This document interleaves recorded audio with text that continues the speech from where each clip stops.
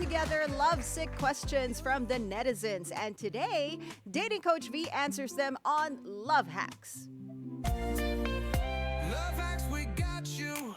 No need to be sad. Beautiful day, Coach Vee. Looking very gorgeous in red. Beautiful day, Ann and Pao, and we are back at it.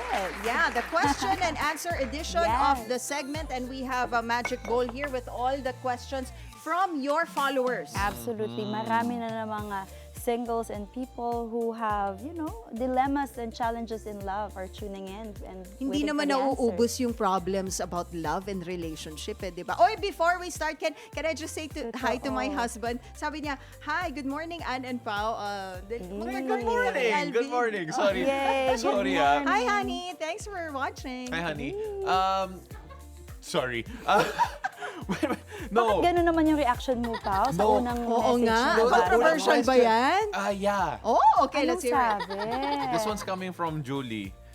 How to emotionally detach from a hookup partner. Ooh.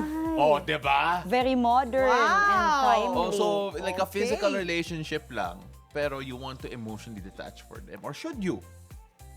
Absolutely. If you want to get married and find somebody long-term, you need to detach yourself physically and emotionally from somebody who's a temporary. So how do you do that? If they're just your physical partners, ask yourself what made you very hooked on them. Maybe it's that, it's that attention, maybe it's that fulfillment that it makes you feel as if you have a partner, even if it's just overnight. So think about this, my love. Imagine the possibility of you having that same feeling every day, not just every night. You know, ang hirap niya na because I read that if that female ba yung yung Yeah. sender. Pag females kasi, they get emotionally attached to the person that they sleep with.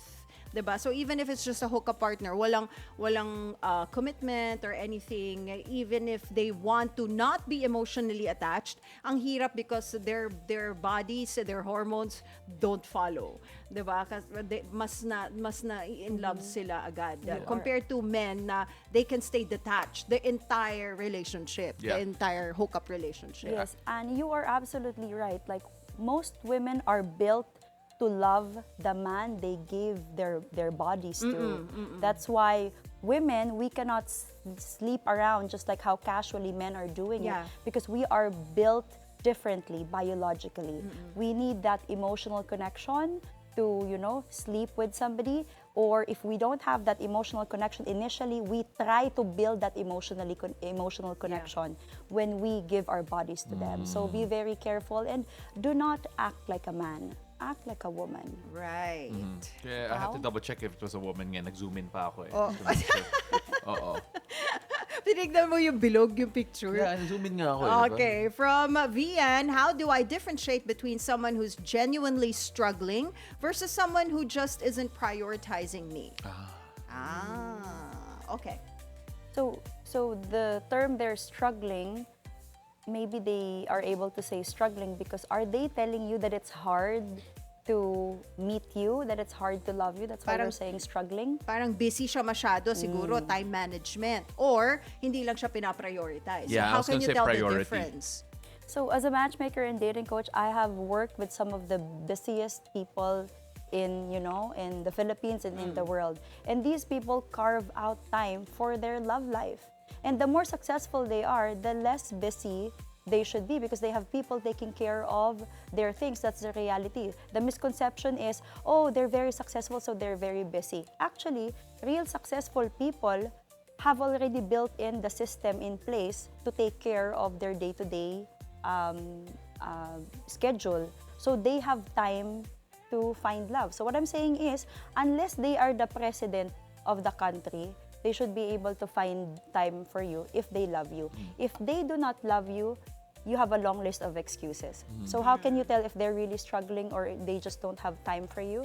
You literally look at that number of time and efforts. So busy is a poor excuse. Busy is a poor excuse because you don't get busy for a person that you really, really love, that you really, really like. Yeah. And I've seen it time and time again over 12 years. Right.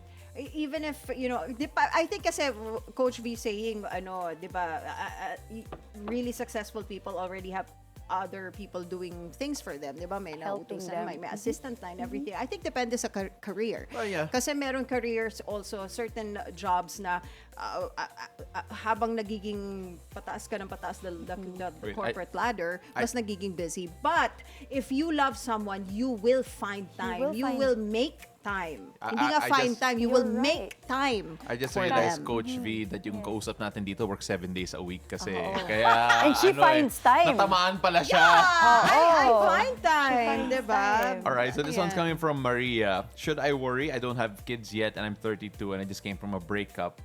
And also, she is an OFW in Canada. Okay.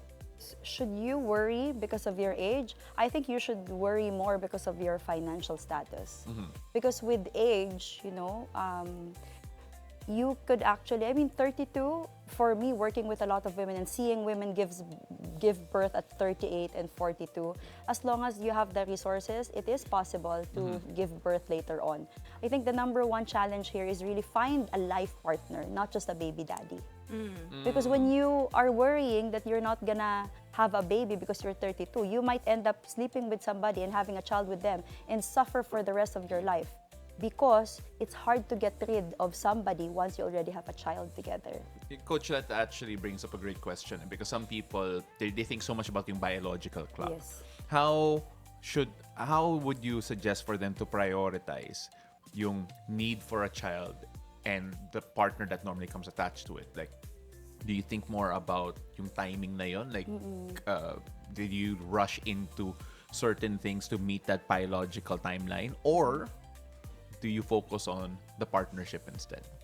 So I would focus on the partnership. But if ever you haven't met that person and you're working hard and you have enough resources, alleviate yourself from worries by having yung mga technology right now. Have your eggs frozen if that's an option for you. And more importantly, when it comes to like a woman who is single under 32, really invest of taking care of your body and your mental health. Because if the physical, the emotional, and the mental goes down, the more you will not be able to find a partner. Okay, let's move on to the next question from Mecca Lauren. I'm separated. Is it advisable to go on dates? My divorce is taking a long time to finalize. So, hindi taga Pilipinas. Kasi may Really? divorce Or procedure pwede siya. they got married overseas. Pwede. Right? Yeah. So, yeah. Yes. But you know what? This is a very timely question because I'd like to answer this in the Philippine context. Yeah. There's so many people who are still married but already officially separated from their partners. And in the Philippines, it takes a long time to do the annulment. Yes. Yeah, If yeah. personally, my mom got annulled after 15 years. And imagine if you have to hold your life, put your life on hold for 15 years. And what if the love of your life, the real love of your life, arrives within that time frame? So my personal opinion would be, as long as you are already emotionally and physically detached from your partner, meaning you do not live in their house anymore, you are not in a relationship with them, and you don't have some sort of emotional attachment with them, you can already start your life again and get to know people. Date. Don't put your life on hold just because of a piece of paper. Bigat, no? Oh, nagulat si Andon! No, kasi may question ako. Hindi go. ba siya pwedeng mademanda because hindi ka pa officially annulled and then you are already in a different relationship. So maybe kailangan natin ng lawyer dito. Actually, Kasi baka may grounds yan eh. You're still married to someone. May legal grounds yan. So Yes. kung kunwari, you're in a relationship na and then let's say you got pregnant pa, 'di ba? So ano 'yan, may legal repercussions 'yan. So Absolutely. kailangan natin ng Yes. at help ni attorney, Ni attorney. Jess Falsis ulit. Or Pakitawagan Attorney ulit si Karen attorney din. Jess Or all our attorney Karen. friends. Yeah. Yeah. So, Anne, let me just add that yes, that is a risk because when you date and you find somebody, you could get pregnant. But based on my understanding, as long as you don't get married, of course you can't get married because you're still on a paper, and you don't get pregnant, dating means getting to know a person. So what's the problem with going out on a date with somebody as long as you don't, commit illegal stuff? Okay. Okay. There's a way around it, guys. All right, so this one is I don't know how you're gonna answer this, but I find it funny. Hayden or Hayden. I don't know who Yeah, if this is Hayden, a Hayden. real name. Why are guys so unimpressive? I haven't had a crush in 5 years. Oh. Why are guys unimpressed? Oh, that is a tough Oh but my very gosh. common question for a lot so of women funny. right now. Actually, I actually think it is a common question. Yes. So I've met this girl just the other day because we've had that singles event, and she's beautiful. And I understand that feeling we're in. It's so hard to be in awe with another human being right now, just because a lot of women are very devoted into self-improvement. And you could see it in data. More and more women are reaching heights into their career, having PhD, having masteral, more than men. And so, what's happening right now is women is struggling to find a man that they admire. For a woman to fall in love, you need to admire a man. So, what if you couldn't find a man that you could not admire and you could not fall in love with? Pao, do you believe that a man needs to be better in some aspects of the life, to be better than a woman in some aspects in order to be admired? I think in any partnership, right? There's always going to be aspects where one person's always better than the other. I think you have You to have to be, have some strength. Yeah, you have to be okay with the fact that your partner's going to be better than you in some things, and other things, or more impressive than you in other things, and it's vice gonna- vice versa. versa, right? Yeah, yeah. It's just being human.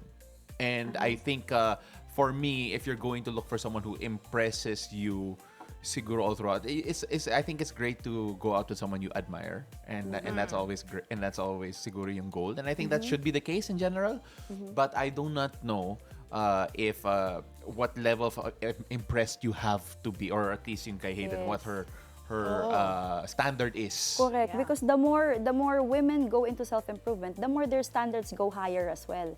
So I honestly struggled answering that question because I wanted to ask Pao. Pao, what's happening with the males right now? How come like a lot of them are not very impressive? I think it all depends on the woman's standards. Yeah, what are you Diba? impressed by? Kasi, It has to be what are you yeah. impressed by? Exactly. Oh. So, or maybe she has a very limited circle. So, konti lang yung nakikilala No. niya. So, wala siya masyadong selection. My thing is like, are you moving the goalposts? Like, if you check one box, are you looking for another box na hindi check? Or baka you're always finding fault. Yeah. In like, diba? pasado siya In in, the in this guy. aspect that was na hindi pasado yung last guy mo on. But then, okay, pasado siya dito, but then you look for something, you look for a flaw, and you focus on that flaw rather than the things that work. Yes. Of course, we need to have standards, but you also have to accept that there is no perfect person. Yes. Diba? Don't move Everyone's the going to be goalposts. flawed. Don't move the goalposts, guys. Last question from Elsbeth. I love this. Hi, Coach. I'm single right now. Lots of guys are expressing their interest in me. What's your advice? Wow, sana all. Maraming admirers. Hindi impressive yung guys na yun eh. They're Wala not naman siyang impressive sinabi. enough. Wala naman siyang sinabi kung impressed siya or not. Pero maraming guys. Yes. I would say filter them by putting up challenges. Why? Because with challenges, the man's character comes up. If you baby men, they will not look at you as if you are their dream girl. So basically what I'm trying to say is, do not be afraid to say no. Do not be afraid to say these are my terms. Marami ka namang manliligaw eh. So put out that standards, then let's see who among those guys, after hearing what you need in love, who among those guys come closer, and who among those guys say, this is too much, let me go away. And I promise you, 90% of those guys will run away. Parang Squid Put them Games. to the test. Parang put them Hunger on the test. Games. Parang Parang Hunger Games. Squid Games. Squid Yan, Games. diba? Oo, parang Oo. physical 100. Lahat na. Diba? Physical Or physical They're Asia. gonna hang. Oh, maghangin sila. Oo. Sabay-sabay kayo. Push Sabay-sabay. out. No, Oo. just joking. It'll bring out your character. Okay, thank you so much for All today's right. Love Hacks, Coach V. If you guys are in need of pleasure. love hacks, just DM Coach V at Dating Coach V on Instagram, or you can message the text line. Yes, the text line is 0927-975-1235. And my loves, anything that you need love hacks for, we are here. Thank you.